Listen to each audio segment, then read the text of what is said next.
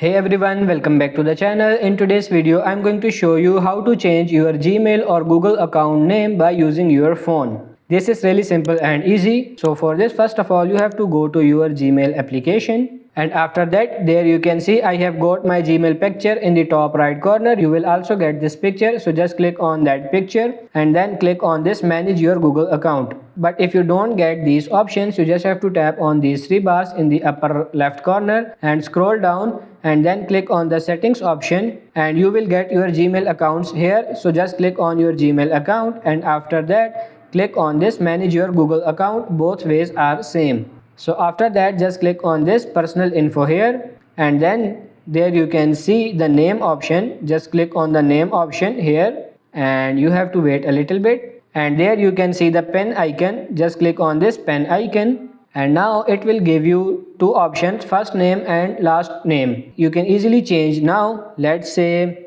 I'm going for this tech and for the surname I can type here channel. So after doing this I just have to tap on this save.